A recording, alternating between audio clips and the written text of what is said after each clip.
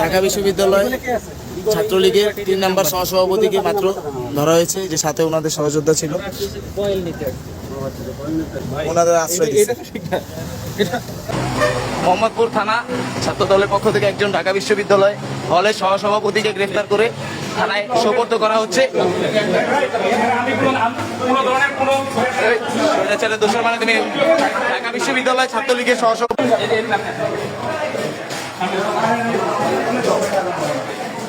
মোহাম্মদপুর থানা ছাত্র দলের পক্ষ থেকে আমরা গ্রেফতার করেছি, গ্রেফতার করে পুলিশের কাছে সোপর্দ।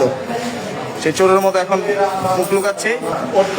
শহীদুল্লাহ 3 নং সহসভাপতি।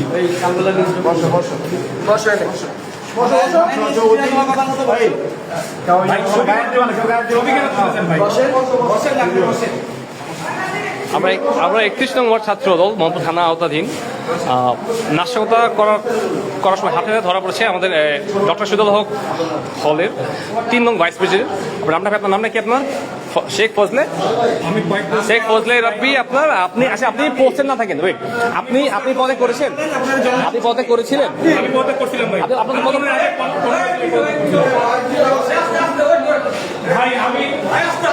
বসেন বসেন বসেন বসেন বসেন না।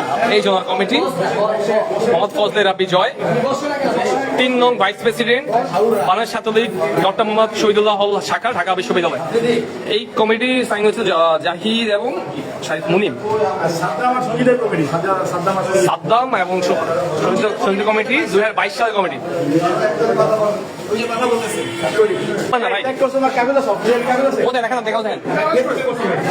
ফেসবুক মানে বসেন। আমার সাথে উপস্থিত আছেন মোহাম্মদপুর থানা ছাত্র দলের তরুণ ছাত্রদের আইকন সাকিব হোসেন বাবু, এবং আরো অফিসার আছেন সাইদ আফ্রিদি, 31 নম্বর ছাত্র দল। মোহাম্মদপুর থানা বিএনপির